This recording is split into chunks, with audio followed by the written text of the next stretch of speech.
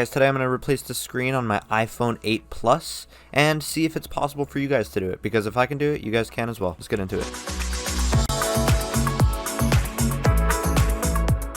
I started with opening the package, and my first note is that this is not a genuine Apple screen, but if you do want to try this, then the link of this product will be in the description. But the screwdrivers feel quite nice, and there's a little magnet pad to organize your screws, which throughout the build really helped me. First thing you want to do is to heat up the phone. If you have a heat gun, that would work a lot better than a hairdryer like what I use, but if you don't have one, then you can just use your mom's hairdryer, or even just grab a hairdryer from your local thrift store for a few bucks. And the reason you want to do this is just to make the adhesive a little bit more loose so you can peel the screen off. I tried to use the included plastic pry tools, but they are way too flimsy and melted against the hot screen. So I grabbed a metal flathead screwdriver bit and pried the phone screen off. It took a bit of patience, but I finally got the screen off. The next step is taking this metal plate off so that I can disconnect the battery to make sure that nothing short circuits while I'm disconnecting and reconnecting the screen. I unscrewed all the 4 screws holding on the weirdly shaped metal plate, and then I first removed the battery cable and then the screen cable. The next step is to take off the top plate that holds the front facing camera and microphone, and then remove the cable like a Lego. Next, you need to remove the plate that holds on the home button on the old screen and take the home button out of the front after you remove the ribbon cable, and then heat up the actual button itself using the tool you use to remove the screen and take the button out of the back of the phone. The next main thing you will need is a front facing camera, sensor, microphone, and speaker. For me, my phone was so cracked that the top end just snapped off, making it just a bit easier. The speaker comes off first after you remove the metal plate, and then you can wiggle the camera, microphone, and sensor out of the screen body. Next, you need to unscrew the metal backplate off the old screen and take off the plastic film off the new screen. You can then proceed to put that metal backplate on the new screen and then work backwards,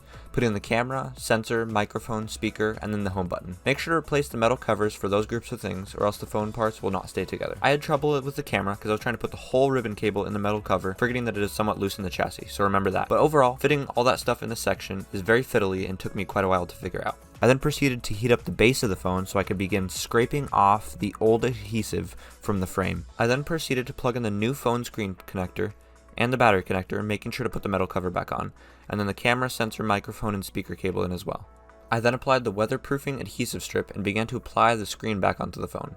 This was by far the most frustrating part of the process because I could not get the phone screen to sit completely flush with the aluminum chassis. It still doesn't sit perfectly, but I'm just dealing with it and I don't really mind too much. Alright guys, 1 month update. The phone occasionally has a white strip that'll show up vertically on the display, which doesn't really bother me too much, but the screen sticking out is still very frustrating to me.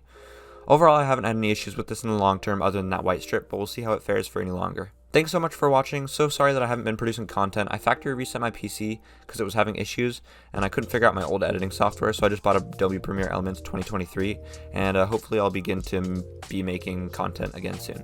See you guys in the next video. Peace.